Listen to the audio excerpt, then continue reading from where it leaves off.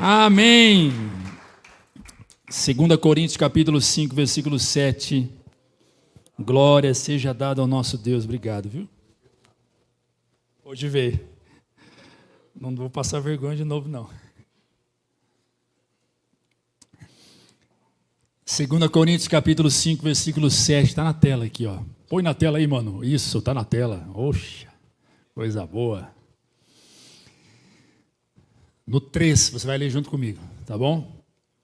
1, 2, 3. Pois... Está desafinado. Está desafinado. Ouvi uns irmãos indo para a direita, outro para a esquerda. Nós somos do centro. Não somos nem direita nem esquerda, nós somos do centro. Do centro da vontade de Jesus. Amém? 1, 2, 3. Pois vivemos...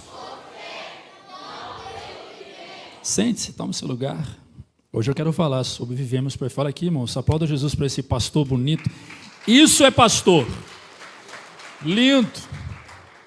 Agora eu, Ricardo e o Eduardo está fora do padrão, do finesse.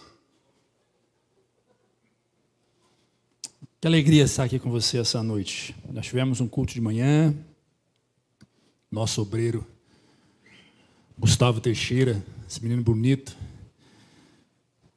ministrou a palavra de Deus, foi bênção, meu irmão. Louvado seja Deus pela sua vida.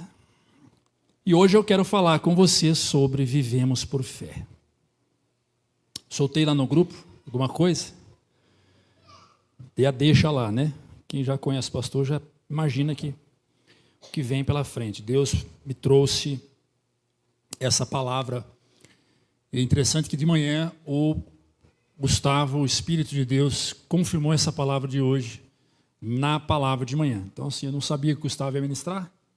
Ele chegou, eu perguntei para ele. Ele me falou rapidamente, falei, amém. Então, nós vamos falar sobre vivemos por fé e não por vista. Amém? Nós lemos o texto de Paulo, nós estamos pregando muito aqui sobre Paulo, a última mensagem de Paulo, eu preguei, foi na ordenação pastoral do nosso querido pastor Eduardo. Falei um pouco sobre a igreja de Coríntios, quem esteve aqui entendeu um pouquinho, né? A realidade da igreja de Coríntios, uma das igrejas que o apóstolo Paulo pastoreou. Lembrando que o apóstolo Paulo era fundador de igrejas, então ele plantava igreja, ele era plantador de igreja, ele plantava igrejas e depois ele ia para outra cidade, plantava igreja, ia para outra cidade. Ele formava líderes, formava pastores. Mas a cidade de Coríntios, pensa num povo complicado.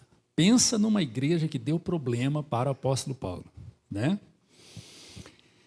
Então, essa igreja vivia em problemas, mas o que estava por trás desses problemas eram problemas muito maiores, queridos. A igreja de Coríntios, essa igreja que está na sua Bíblia aí. Lembrando que nós vamos pregar a Bíblia.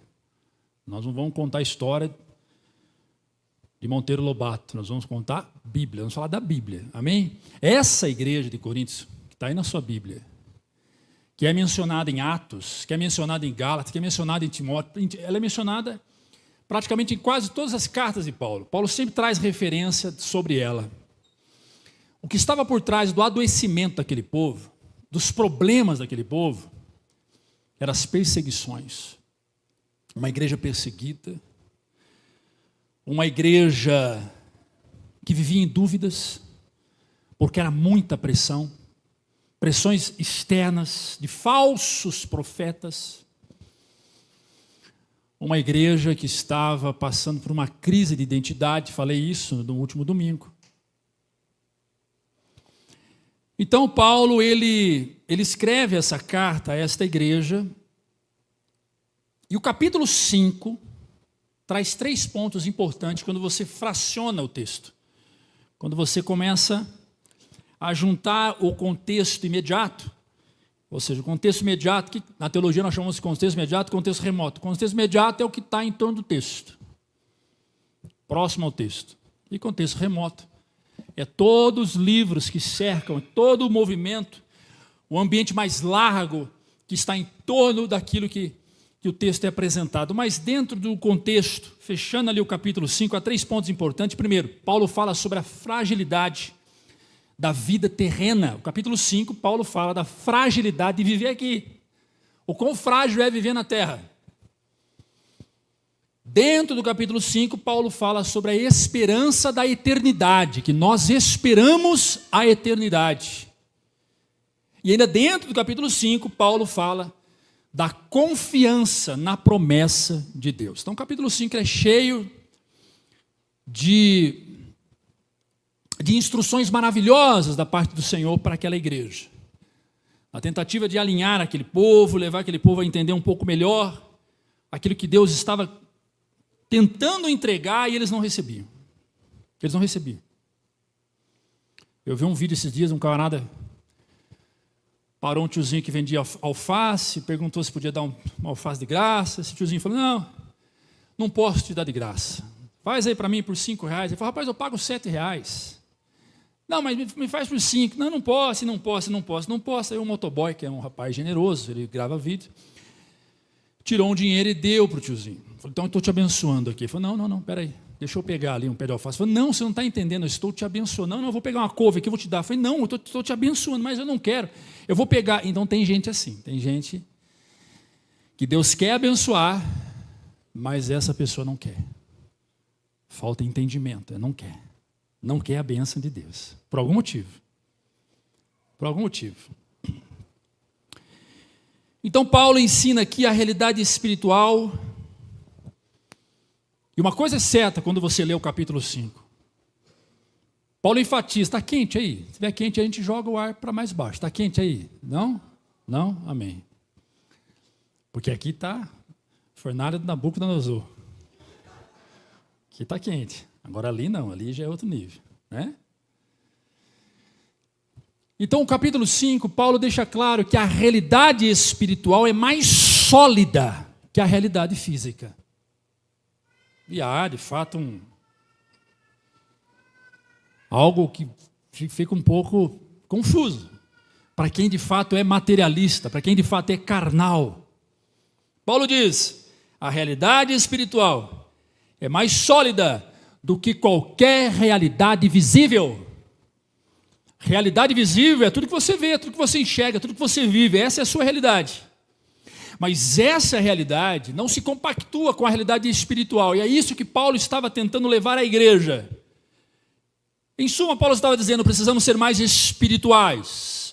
Precisamos sair um pouco da carne e viver mais o espírito. Precisamos ser mais espirituais, enxergarmos como homens e mulheres espirituais. Há muita carnalidade nessa igreja, Paulo dizendo para Coríntios. Qualquer semelhança é mera coincidência. Há muita carnalidade na igreja, há muita humanidade, precisamos ir para um nível espiritual. Então vamos para o contexto histórico dessa carta. Primeiro, como eu bem disse aqui anteriormente, a igreja de Coríntios questionava a autoridade apostólica de Paulo, a única igreja. A única igreja que colocou Paulo contra a parede e questionava a autoridade apostólica de Paulo. Questionava se de fato Paulo era apóstolo, se Paulo de fato era crente.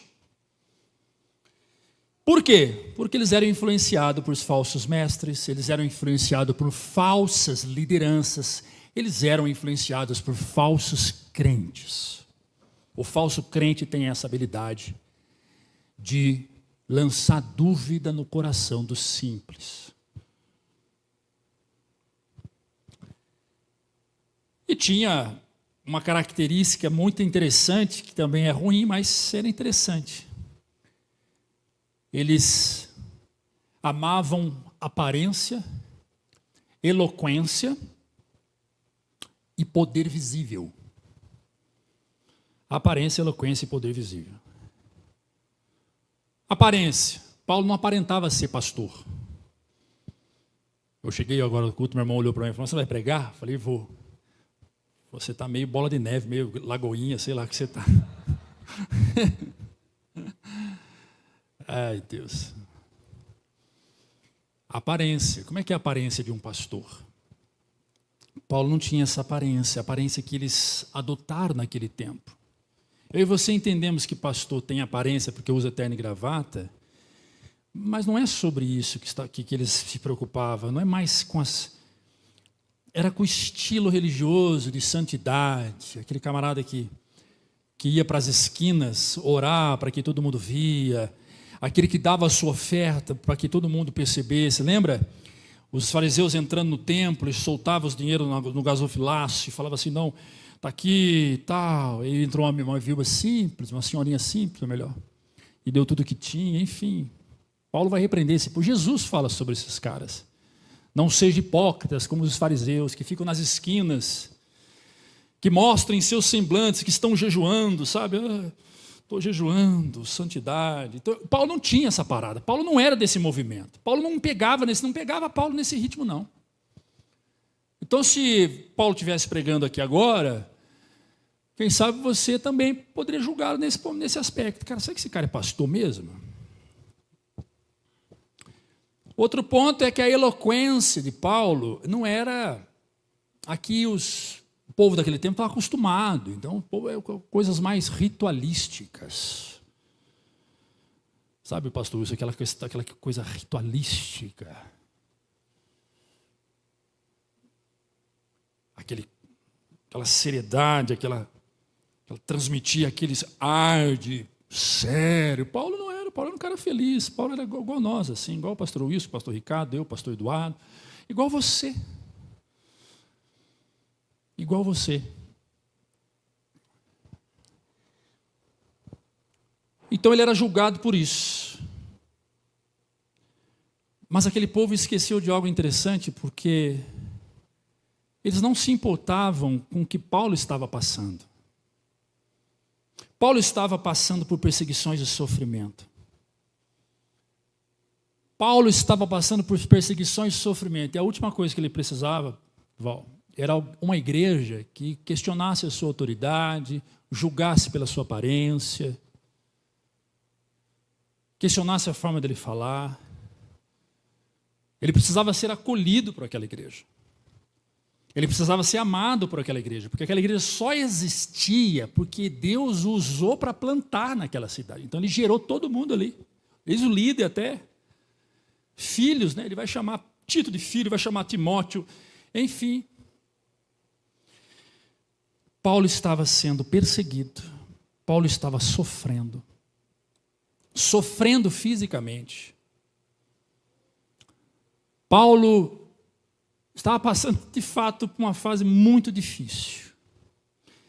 Então, na mentalidade de alguns de Coríntios, alguém tão aflito que está passando por tudo isso, não parece tão vitorioso, não. Porque Paulo em nenhum momento se apresentou como vítima. Paulo já desabafou. Se você ler a carta de Timóteo, um desabafo de Paulo que foi terrível. Só que no desabafo de Paulo ele denuncia quem o abandonou. Ele dá nome para os cabeças que largou ele. Diferente do meu desabafo, que eu desabafei aqui algumas vezes. E é muito errado desabafar, mas ao mesmo tempo que me chamam de pastor e me dão o direito de eu contar com a pessoa, eu não posso também desabafar. Eu só posso receber o desabafo, mas desabafar eu não posso. Mas isso é tema para outro dia. Paulo, aflito, triste, ou melhor, aflito, perseguido, sofrendo, e não demonstrava em momento nenhum tristeza, derrota, angústia. Ele não se colocava de vítima. Então qual era a aparência dele? De um homem vitorioso. Uma aparência de um homem vitorioso. Então os coríntios usavam, mas esse cara está sofrendo. Não parece que ele está sofrendo. Ele não tem aparência de quem está sofrendo. Então eles estavam avaliando o ministério de Paulo por aquilo que eles viam.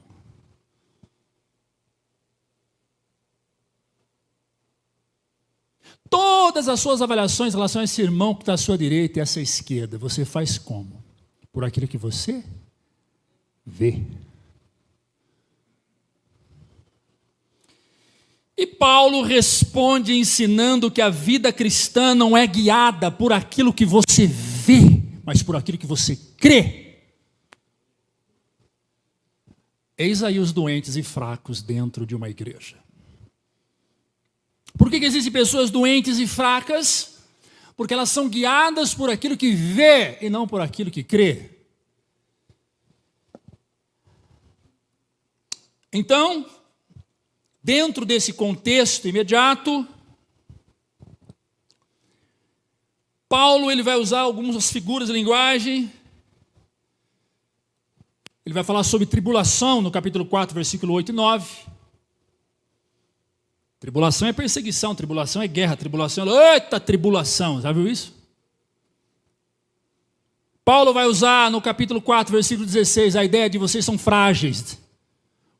Um sopro, vocês já eram. Paulo fala de glória eterna, a glória que você quer, a glória que você procura, não está aqui não. Ei, para. Está lá no céu. Está lá com Deus. E Paulo fala sobre a casa terrena versus a casa celestial. Capítulo 5, versículo 1, por favor, filho.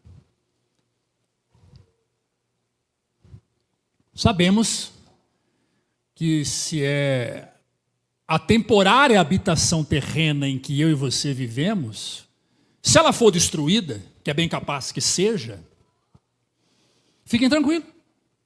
Temos da parte de Deus um edifício. Enquanto aqui temos casas que podem ser destruídas, da parte de Deus temos um edifício. Uma casa eterna que não se compara com essa que você tem. Lá nos céus. E detalhe, não foi construída por mãos humanas. Ponto. Então aqui, tira. O Paulo, ele traz o ponto central aqui. Tudo é frágil. Você é frágil, o que você tem é frágil, tudo acaba. Você acaba e o que você tem também. O que você enxerga acaba. O que você vê deteriora. A vida cristã não pode ser interpretada apenas pelo que está acontecendo agora e pelo que eu estou vendo agora. A vida cristã é um mergulho no futuro. Eu vejo os céus abertos, como diz João. Eu vejo coisas acontecendo. Então, com base nisso tudo, Paulo fecha. Capítulo 5, versículo 7. Veja. Vivemos pela fé, queridos. Nós não vivemos por aquilo que vemos. Então, enquanto essa parte de cá, vou usar aqui para não... Enquanto essa banda do lado de cá vive em função do que vê, me julga a igreja, julga o irmão, eu não sou do nível que vocês querem, tudo tem que ser assim, assim, assado. Então, essa banda vive pelo que vê, tem uma banda do lado de cá que vive pela fé. Então eu torno a reforçar. Nós vivemos pela fé e não por aquilo que vemos. Nós vivemos por aquilo que não vemos. É Paulo. Podia acabar aqui o culto, dar amém e ir embora. Então essa frase explica por que Paulo não desanimava. Eu recebi uma mensagem de uma irmã aqui, não vou falar o nome, porque eu recebi várias mensagens no meu celular, louvado seja Deus, e graças ao bom Deus, porque eu não vejo que eu não tenho graça nenhuma para isso. E na mensagem, sem demagogia, sem querer construir altar para mim, que essa nunca foi a intenção, que ele cresça ou diminua. Ela colocou uma frase assim, agora eu estou entendendo porque... Não, ela falou assim, não, ela está aqui, ela sabe que é dela que eu estou falando. Eu lhe admiro porque você nunca desistiu. Quanta gente já desistiu, você continua. Eu agradeci. Então agora eu vou responder essa irmã. Irmã, não vou falar o nome dela, não. É a doutora Luciana, não sei se ela está aqui. Eu falei. Ela está lá na... está ali, Lulu. Irmã, eu não desisti porque eu aprendi a viver pela fé. Obrigado pela mensagem de carinho. Aplauda Jesus pela vida dessa irmã. Glória a Deus. Irmã, a Bíblia diz: quem honra é honrado. Quem honra é honrado.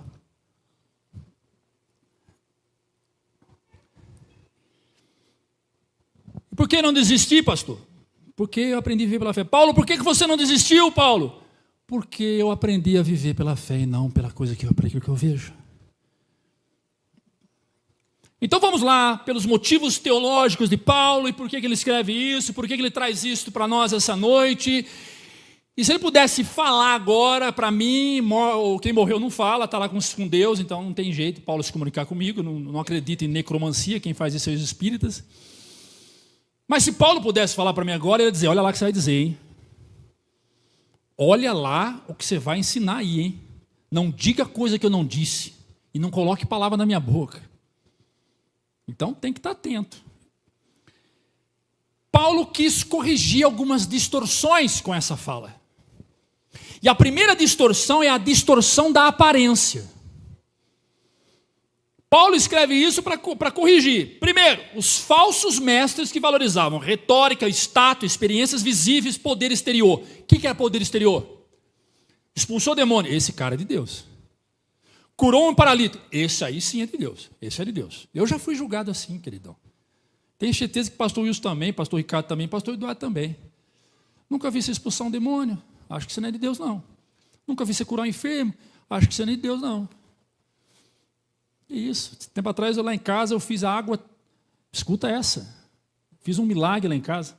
Transformei água em vinho. E o milagre foi o tangue. Só as meninas, falei, tá vendo? A unção do tangue. Louvado seja Deus. A primeira distorção, Paulo corrige. Paulo ensina que o reino de Deus, ele é uma realidade espiritual antes de você enxergar. Antes de você ver, o reino de Deus já existe. O reino de Deus é real. Eu não vejo, não importa, ele existe. Eu não acredito, ele existe. Acho que isso tudo é mentira, ele existe. Ele desloca a base da vida cristã para a percepção da confiança. Eu não vejo, não tem que ver. Você não tem que ver. Não tem que ver.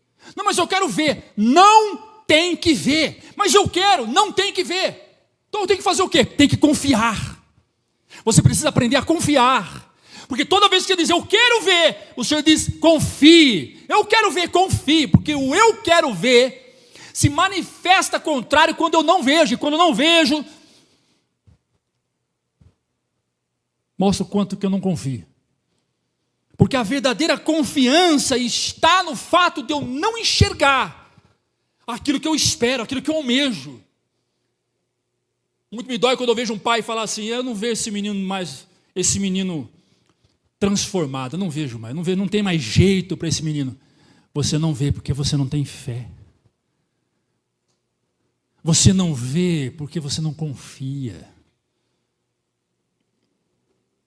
E eu não te culpo. Quem sabe você não conheceu esse Deus verdadeiramente. Ficou dentro de uma igreja 25 anos, 30 anos e não aprendeu a viver por fé. Mas a gente precisa ver, concorda ou não? A gente precisa ver o céu descer e a igreja subir. Porque se a gente não vê, mas o culto hoje não foi bom, não foi legal. O pastor estava frio, Gustavo estava mais frio ainda, a Val e a Sueli estavam parecendo picolé, geladas. O culto não foi bom, mas a gente precisa ver. A irmã que dança, nossa, dançou meio dura, acho que ela estava gelada, saiu do freezer. A gente precisa ver. E aí, gostou da igreja? Rapaz, não gostei, porque aquele pastor estava legal, não estava com cara de pastor. Eu preciso ver. Paulo está dizendo, preste atenção, a sua percepção está equivocada e suja. Os seus óculos, a sua cosmovisão não é cristã. O que é cosmo? Mundo, visão de mundo, não é cristã. Não é assim que Jesus olha. A segunda distorção que Paulo corrige é a distorção do sofrimento. Ou seja, eles traduziam a aparência de um jeito distorcido, traduziam também o sofrimento de uma forma distorcida. E para esses caras, preste bem atenção, para a igreja de Coríntios, sofrimento representava fracasso espiritual. Sofrimento representava, você é fraco, cara, por isso que você está na luta desse jeito. Está em luta? Porque você é fraco. Está em luta, né? Está em crise no casamento? É porque vocês são fracos. Já ouviu isso, não? Irmão, não tem coisa pior ouvir isso de um crente. Principalmente de um crente líder. Se você já ouviu de algum líder aqui, inclusive de mim, te peço perdão, porque é ruim. É ruim. Ai, pastor, estou passando uma luta. Não ora, não jejua, tu é fraco espiritual. Tu é fraco espiritual. E na realidade, a gente sabe de tudo isso, mas devemos levar por um caminho que gere acolhimento e não afastamento. Mas fazemos, de vez em quando soltamos. E essa igreja era expert. Paulo vai ensinar aqui, sofrimento não anula a promessa de Deus.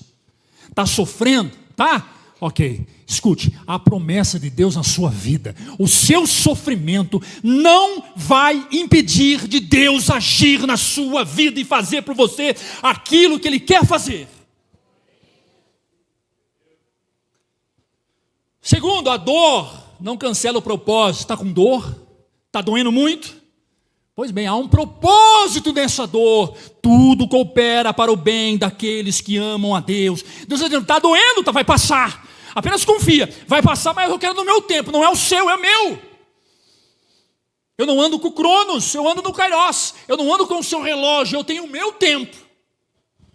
Mas dói, eu sei. E aí, o senhor não vai fazer? Há um propósito. E o terceiro ponto é que a fraqueza não impede o agir de Deus. Tanto é que não impede o agir de Deus. Tanto é que a fraqueza não impede o agir de Deus. E presta atenção aqui. Fraqueza aqui não é adultério. Fraqueza aqui não é fofoca. Fraqueza aqui não é mentir, não é roubar. Isso tudo é pecado, isso tudo é iniquidade. Não confunda a fraqueza com essas coisas, não. Vou dar um exemplo para você. A minha vida mesmo. Tempo atrás aí estava fraco. Orava, jejuava e fraco. Vinha aqui, cantava, pulava, mas ainda estava fraco. Ao ponto de eu querer chutar o balde e cantar minha filha. Minhas filhas, vamos embora para Jundiaí, para São Paulo, sei lá, vamos sumir daqui. E nada com vocês. Era meu. Só que aí eu lembrei dessa palavra de Paulo. Capítulo 12, verso 9. Ele, porém, me disse: a minha graça é suficiente para você, pois o meu poder se aperfeiçoa na fraqueza. Tem gente que não entendeu. Não. Se fosse na assembleia de baixo, lá, e agora? Seu irmão já está ropiando. Ele, porém, me disse, repete comigo, a minha graça é suficiente para você, pois o meu poder se aperfeiçoa na fraqueza. Aplauda Jesus. Aplauda Jesus.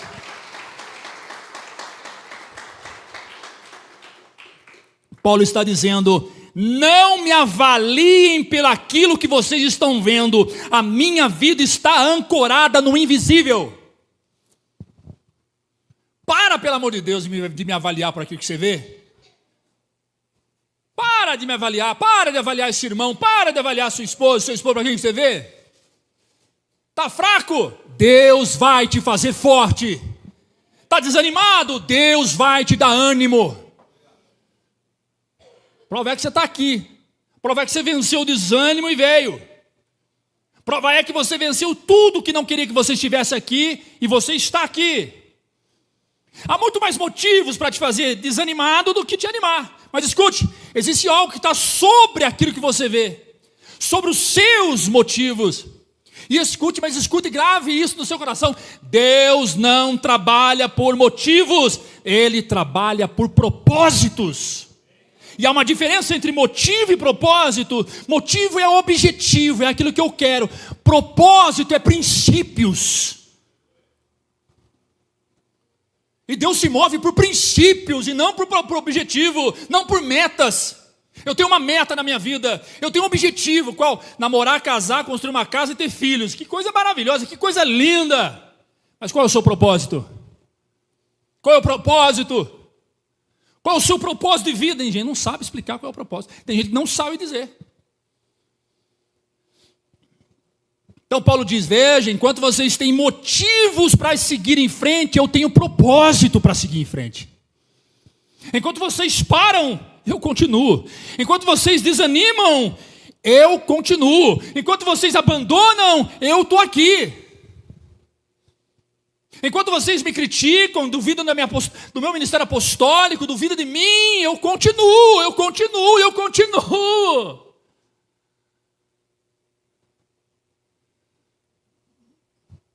Então ele corrige essa distorção do sofrimento, e a terceira distorção que ele corrige é a tensão que havia entre o já e o ainda não.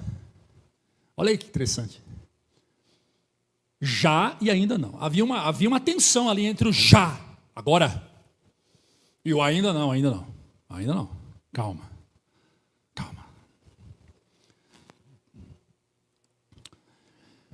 Todos diziam, já estamos salvos. Paulo concorda. Já estamos salvos, mas ainda não recebemos a plenitude de Deus. Ou seja, qualquer tropeço, qualquer caca que você fizer, você pode se desviar e perder a salvação.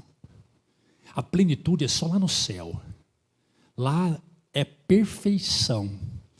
Já estamos salvos, mas ainda não alcançamos a perfeição. Já temos o Espírito. Já temos o Espírito. Lembrando que Paulo está falando com quem mesmo? Com quem? Obrigado. Bem. Já temos o Espírito. Sim, já temos o Espírito. Mas ainda não temos um corpo glorificado. O que é isso, pastor? A Bíblia diz que quando nós morrermos e entrarmos no céu, o nosso corpo será glorificado, será revestido de glória, a glória de Deus sobre nós. Então Paulo está dizendo, temos Espírito? Temos. Então beleza. Tu vai levar tapa na cara. Tu vai ser humilhado. Vão enfiar espadas em você. Vão arrancar pedaço de você. Vão judiar de você. Vão fazer de tudo para te detonar. Você vai sentir na carne e na alma dores. Mas eu tenho um Espírito. Mas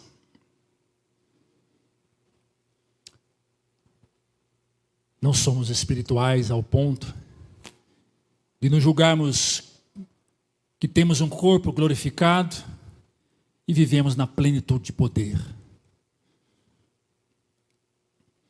Então ele explica que temos o Espírito como garantia.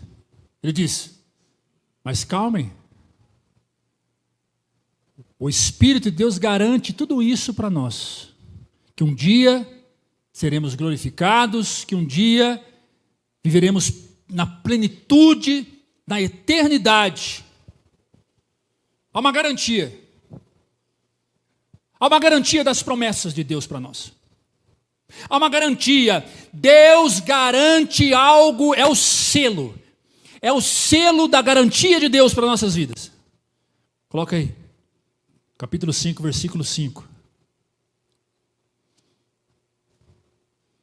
Olha o que diz o texto. Foi Deus quem nos preparou para esse propósito. Esse propósito de vida cristã, esse propósito de passar por tudo que nós estamos passando, foi Deus que nos preparou para isso. Lembra-se? Ele preparou a crise ou preparou quem vive na crise? Olha o texto. Não tem nada a ver com crise. Tem a ver eu com a crise. Foi Deus quem nos preparou para esse propósito. Dando-nos o Espírito como garantia. Então, preste atenção. O propósito é alcançar o céu e ter um corpo revestido de glória e viver eternamente. Esse é o propósito. Mas nós não podemos esquecer que no mundo tereis aflições, palavra de Jesus, mas tende bom ânimo, porque Jesus venceu o mundo por nós. Então essa é a ideia de que veio para Jesus e a sua vida virou um céu de brigadeiro. Eu já expliquei aqui que é céu de brigadeiro umas 500 vezes. Céu de brigadeiro é uma figura de linguagem da Marinha. A Marinha chama céu de brigadeiro quando eles olham que o mar está calmo para navegar e as nuvens estão tranquilas, ou seja, não tem tempestade, podemos navegar tranquilamente, que está um céu de brigadeiro. Ó, filezinho, vamos embora, a vida está boa para nós. Show de bola. Não. Nós vivemos entre promessa e cumprimento. Que momento nós estamos agora? Nós estamos no cumprimento? Não. Não estamos? Não, nós estamos na promessa. Nós estamos vivendo na promessa. Cadê o céu? Não está aqui. Tem fragmento dele aqui. Nós vivenciamos isso cultuando, nas pregações, na comunhão, mas não é o céu. Cadê o Abraão? Cadê a Eva? Se a Eva tivesse aqui, eu ia dar uma lascada, tadinha.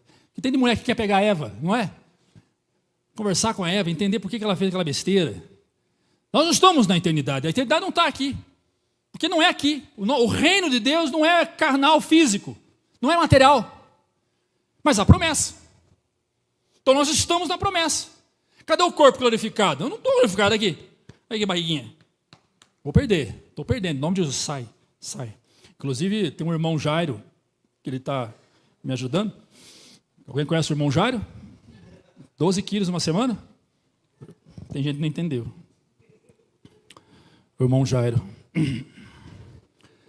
Ele vem numa caneta, assim, sabe? Ei, irmão Jairo, isso é uma benção.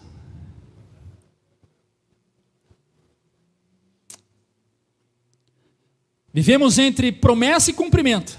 E nesse intervalo, pastor? Então, vai cumprir? Vai. Nós vamos para a glória um dia? Vamos.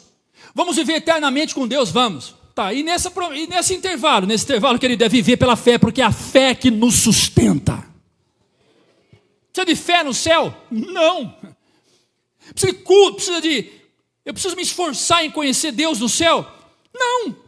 Porque eu verei face a face. Para que eu vou estudar Bíblia no céu? Bíblia não tem Bíblia no céu. Tem milagre no céu? Não. Vai ter milagre no céu? Para que milagre? Nós seremos o milagre visível diante de Deus. Tem erro no céu? Não. Tem imperfeição? Não. Tem tempo no céu? Não tem tempo. Tem sentimentos no céu? Não tem sentimentos. Eu vivo no céu como vivo aqui? Não. É outra dimensão, é uma realidade que os meus olhos e os seus não conseguem ver. E como é que nós vemos? Pela fé. Então, entre a promessa e o cumprimento, esse intervalo é viver pela fé, queridão. É agarrar na fé e dizer, eu vivo pela fé. Eu sei que um dia, se esse corpo material se desfalecer, o espiritual nasce com Deus. Pela fé.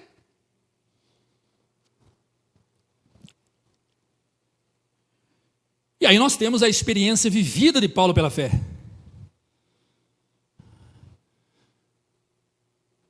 Pastoralmente, né, a interpretação que nós damos aqui, pastoralmente, essa fala de Paulo, porque vivemos por fé e não pelo que vemos, traz um peso gigantesco. Porque, primeiro, ele já foi apedrejado, preso, traído, enfrentou abandono, rejeição, foi largado pelos seus discípulos, foi traído por discípulos. Ele evangelizou uns caras, Alexandre e Himeneu. Esse é o nome do cara. 2 traíra. 2 traíra ingrato. Ele fez de tudo para esses caras. E esses caras foram ingratos, desonraram ele, traiu ele. Ele falou assim, eu entrego esses 2 na mão de Satanás. Eu entrego eles para Satanás. Porque quem sabe Satanás trata o corpo e a alma, se arrepende e vai para o céu. Eu até brinquei esse tempo atrás, é uma brincadeira muito séria, se é que eu posso dizer assim. Na casa não sei de quem, não lembro bem, se foi em casa, se foi... Eu disse que tem gente que para vir para Jesus precisa ter um encontro com o diabo antes. Precisa conhecer o diabo antes. Tem gente que precisa conhecer o inferno um pouco para dar valor no céu. Sabe aquela expressão, só valoriza quando perde? Pois bem. Tem gente que está tão acostumado a viver na boa, no céu de brigadeiro, que o meu medo é que na hora que vier a tempestade, essa pessoa desfalecer. Tem gente que não sabe o que é crise. Por enquanto. Mas a crise vem. A tempestade vem. E se você não tiver fé, você vai estar sozinho.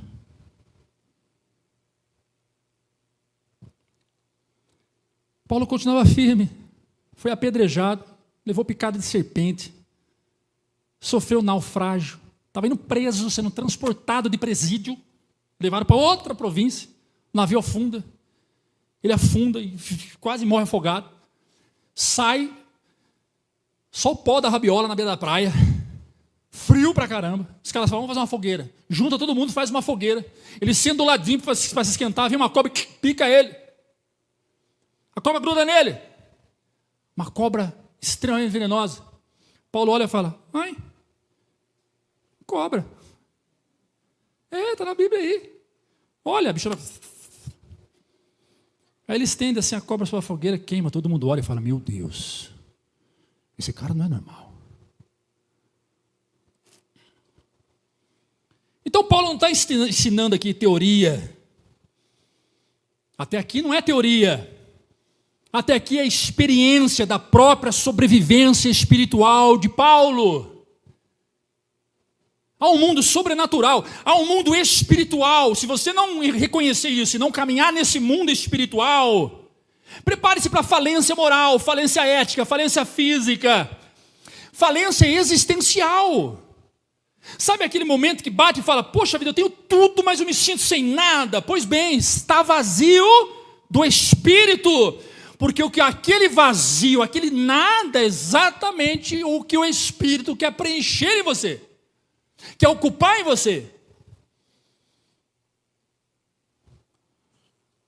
Paulo estava firme. Então a fé de Paulo não era discurso. E Paulo vai dizer para mim e para você essa noite, agarra essa aí no seu colo. A fé é a sustentação emocional e espiritual. E eu falo isso com propriedade. Propriedade mesmo. Eu estou atendendo 22 pacientes, 22, dei alta para um agora na sexta, 21, caiu para 21. Tem uma turminha aí que eu fechei de uma loja aí, que veio um pacote grande, então toma uma galera aí. A grande maioria são pessoas sem fé. Não que elas foram lá para buscar resposta para espiritual, não. Mas a grande maioria são pessoas sem fé. Como é que é a sua vida com Deus? De vez em quando eu rezo um Pai Nosso. Tá. Você crê em Deus? Não sei bem, não.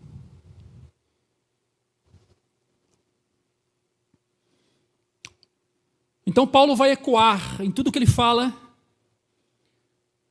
princípios que traz como base, que justifica o discurso de Paulo.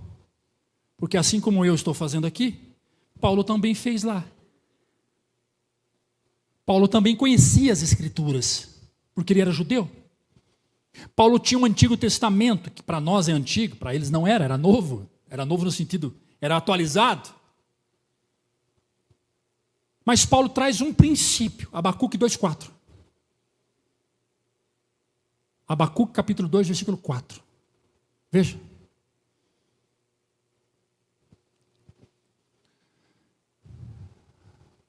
A última fala. Mas o justo viverá pela fé. Eu vou repetir. Mas o justo viverá pela fé. mas o justo viverá pela fé. A realidade visível não é a realidade definitiva. A realidade visível não é a realidade definitiva. O que define a sua vida não é o que você vê. O que define a sua vida é o que você não enxerga. E aí nós temos os dois lados dessa definição. Temos a obra destruidora, esmagadora de Satanás, que opera no mundo invisível. E temos a obra redentora e transformadora de Jeová, que opera no mundo invisível. Quem é que está fazendo a obra da sua vida? Quem é? Há doenças que são frutos do espiritual. Prova é que Jesus chega em Gadara. O pai de um menino chega desesperado, dizendo: eu tenho um filho que ele está possesso. O demônio lança ele no fogo, ele espuma pela boca, ele tem ataque epilético. Esse ataque epilético é trecho nosso. Mas era bem isso que esse menino tinha. Traga ele aqui. Traga o jovem. Uma legião de demônios na vida daquele jovem. Jesus expulsa o demônio e imediatamente o jovem é liberto e a Bíblia diz que ele é curado daquela enfermidade. Há doenças que são espirituais. Há câncer que são espiritual. Há diabetes que é espiritual. Fibromialgia, depressão, há muita coisa que é espiritual. Peraí, eu tenho diabetes, sou crente. Então eu tenho um demônio? Não. Você entendeu, né? Você entendeu bem o que eu estou dizendo, né?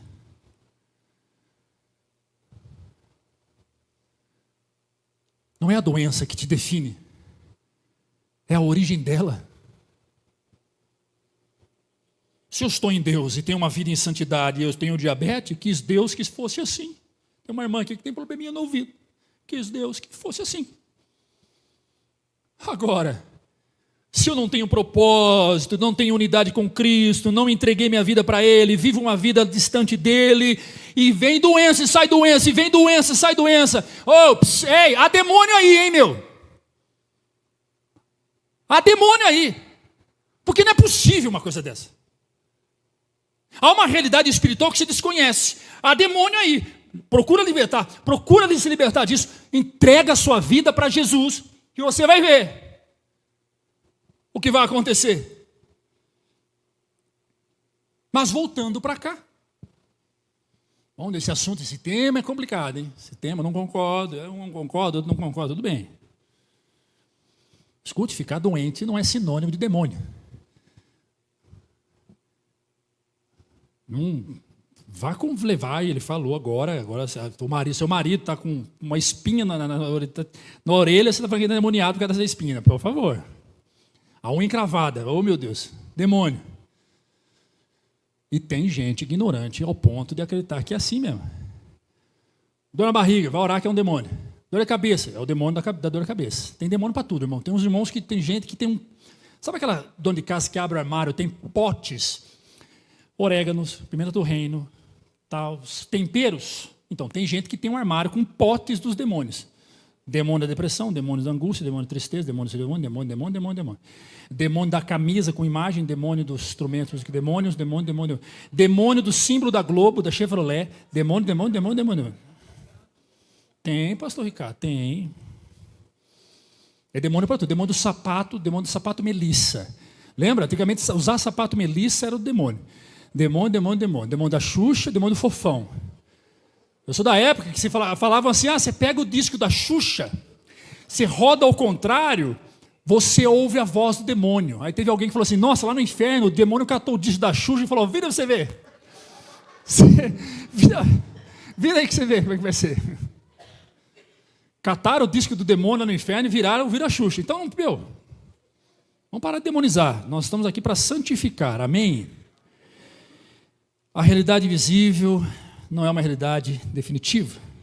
Então eu fecho com a exposição do texto, que é curta, tem alguns minutinhos.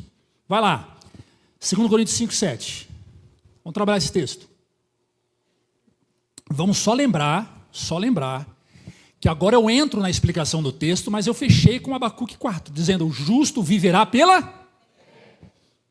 Então você tem que sempre se apegar ao contexto da mensagem, não isola uma fala minha. Isolar uma fala do pastor é pretexto para você carregá-la para fora, ódio, raiva, sentimento de tristeza do pastor ou do pregador.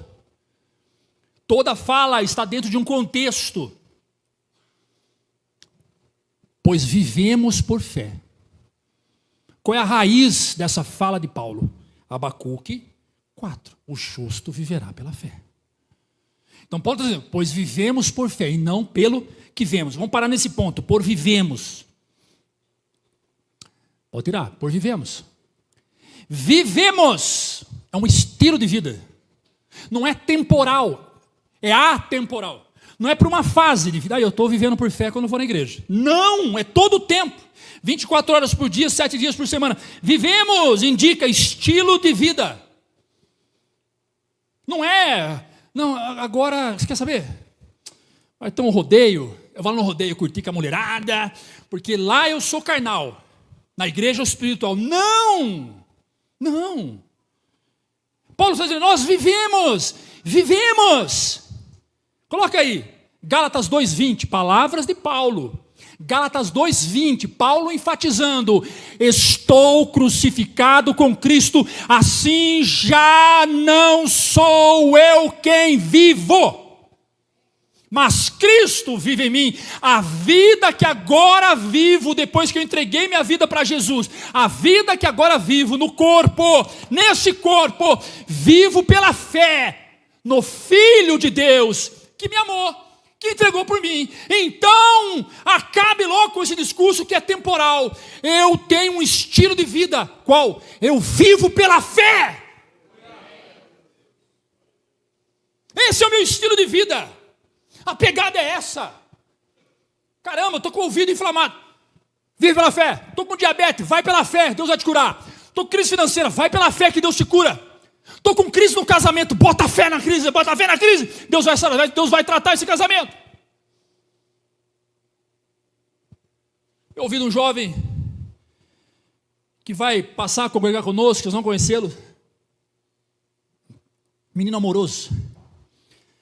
Amoroso. Eles foram em casa essa semana. Ele é genro de um casal que está aqui com a gente.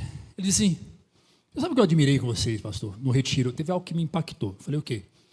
É que o senhor sentou do nosso lado e falou, não tinha dinheiro para fazer esse evento. Não tinha, nós arrecadamos R$3.500. E gastamos 10. Se você perguntar de onde veio, não ficamos devendo mais nada para ninguém. Mas ele disse, o senhor disse que não tinha recurso, mas que pela fé vocês fariam o retiro. E é isso que me impressionou, viver pela fé.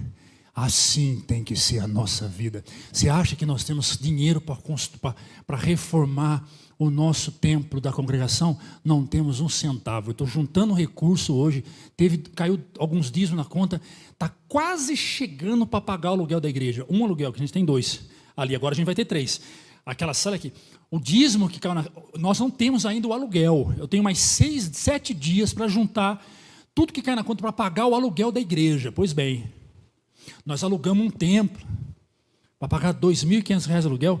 Só uma placa que eu mandei fazer lá ficou em 1.650. Só o púlpito gasofilácio que mandamos fazer lá ficou mais 1.000. Vamos colocar forro, vamos fechar a porta, o pintor cobrou R$700, vamos comprar tinta, vai gastar uma grana lá, tem dinheiro? Não temos. Então por que você vai fazer isso? É louco? Não, é pela fé, é Jesus que cuida da igreja e não vamos ficar devendo uns centavos. Aleluia. Mas por que você faz essas paradas todas?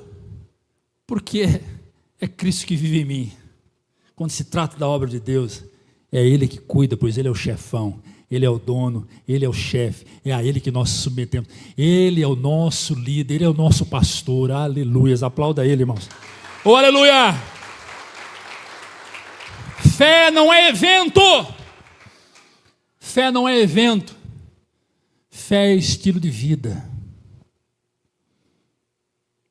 Fé não é evento, fé é estilo de vida. Pois bem, por que vivemos? Volta o texto. Faz favor, filhão. O mesmo texto. 2 Coríntios 2 Coríntios 5:7. 2 Coríntios 5:7.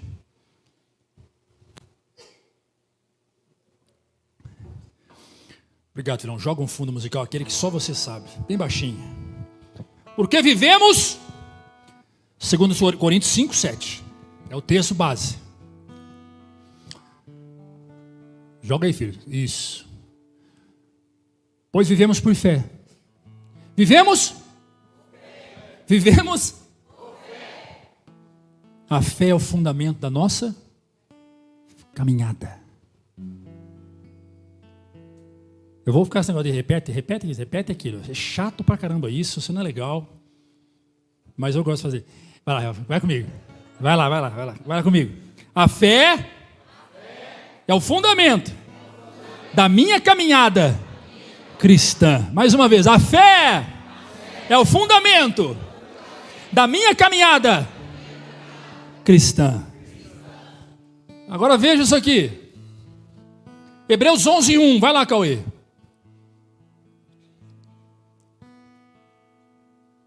Ora,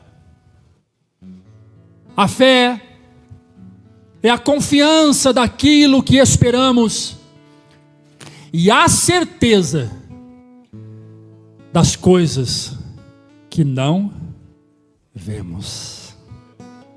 O que é isso, pastor? Tem uma palavra aí que poucas pessoas se atentam. Certeza. Certeza é absolutismo. Certeza é absoluto. Certeza não é variável. Certeza não é subjetivo. Certeza não é, será? Tipo assim, presta atenção. Gustavo vai acabar o culto agora, ele vai dizer, pastor, eu vou levar você na pizzaria. O senhor quer ir? Eu vou responder o quê? O quê? Com certeza. O quê? Pois bem, seria bobo não ir. Só que eu vou comer pouquinho. Estou sem fome, mas eu vou. Agora ele diz, pastor, vai acabar o culto agora e eu quero que o senhor me leve à pizzaria. Eu vou dizer, quem sabe, né? Será? Será é dúvida. Quem sabe é dúvida. Mas certeza é absoluto. Então, o texto que lemos está dizendo que a certeza, ela vem antes de acontecer. Eu tenho certeza que vai acontecer, porque é isso que acontece quando você tem fé. No mundo espiritual está acontecendo, só que no mundo carnal você não está vendo, mas no espiritual está acontecendo, no carnal você não vê. A certeza é que vai acontecer no nome de Jesus Cristo.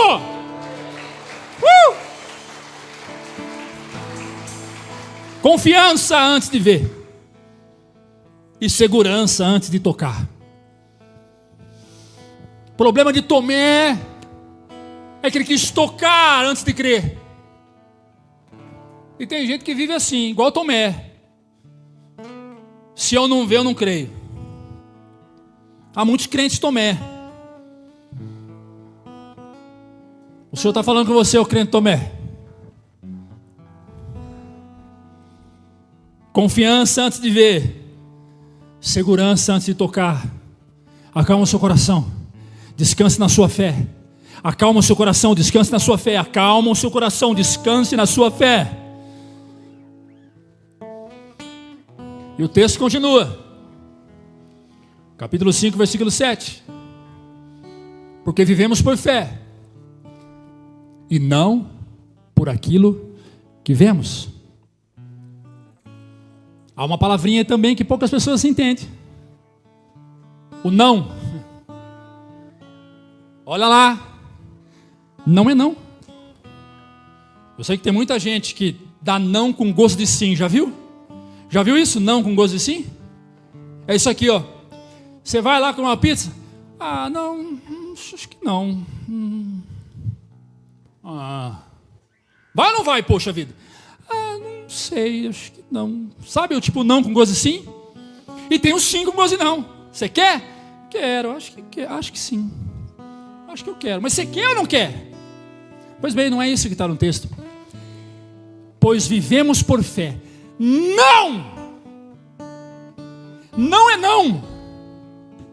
É uma obrigatoriedade para o cristão. Não vivemos por aquilo que vemos. Vivemos por fé. E por que não vivemos, pastor Eduardo, por aquilo que vemos? Porque aquilo que vemos pode nos assustar. Tem gente agora que está assustado com esses gritos do pastor. Tem gente agora dizendo, para que gritar, meu Deus do céu? 2 caixas gigantes, 2 caixas ali. Ele acha que a gente é surdo? Irmão, eu sou assim mesmo, infelizmente. Assim mesmo. Não é por causa de você, é por causa de mim mesmo. Aquilo que vemos pode nos assustar. Aquilo que vemos pode nos limitar. Aquilo que vemos pode nos desanimar. Quantos aqui já pensou em parar? Porque viu tanta coisa e está quase animando. Eu vi o jeito que o pastor tratou as filhas dele. Horrível, menina, você precisa ver, horrível. Olha o jeito que ele trata a mulher dele. Você precisa, a estupidez, a ignorância, a brutalidade. Olha, vocês, quando ele começa a dar pancada no púlpito, não precisa dar pancada. Aquilo que vê pode desanimar. Aí você chega num crente de verdade, vai dizer, você viu o que ele falou? O que ele falou? O jeito, vai olhar para a cruz, olhe para Jesus, que é o autor e consumador da nossa fé, aleluia.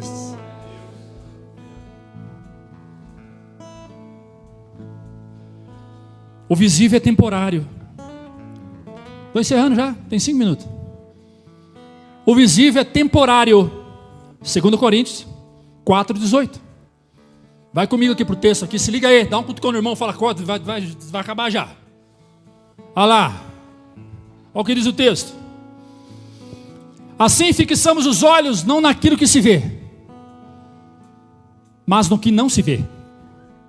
Vou repetir que tem gente que está desligadão aqui, vem cá comigo. Assim fixamos os olhos não naquilo que se vê. Paulo está falando de fé. Desde o início, desde as 5 para as 8, Paulo está falando de fé. Paulo está falando, viver pela fé, olhar pela fé, andar pela fé, caminhar pela fé. Assim fixamos os olhos não naquilo que se vê, mas não no que se vê. Pois o que se vê é transitório, passa, esse jeitão do pastor passa. Amanhã ele vai estar mais calmo, amanhã ele vai estar mais tranquilo. Vai ter culto que ele vai chegar aqui, ele não vai pular, ele não vai dançar, ele não vai cantar aos berros que ele cantou hoje. Aquilo que se vê é transitório, muda. Um dia ele está de gravata bonitinho, igual o pastor Wilson, outro dia ele está de camiseta, polo, esportiva. Aquilo que se vê é transitório. Não viva olhando para as coisas, olhe para aquilo que você não vê. É redundante, é confuso, é isso. Por quê? Porque o que se não vê é eterno. O visível é temporário. E o invisível? O invisível é eterno. O texto diz. O invisível é eterno. No invisível você vai alcançar coisas que no visível você não alcança. Vem cá comigo. No invisível, toda vez que você ouvir a palavra invisível é fé. No invisível, no mundo sobrenatural, onde a fé opera, você vai alcançar coisas que os olhos invisíveis não vê. E o último texto para encerrar. Capítulo 2, versículo 9 de 1 Coríntios. Volta um livro. 2,9. Todavia, como está escrito, nenhum olho viu, nenhum ouvido ouviu, e nem penetrou no coração humano, ou seja, o coração nenhum concedeu o que Deus preparou para aqueles que o amam. Só irão alcançar quem tem fé. Aleluias. Levante, aplauda Jesus. Aleluia.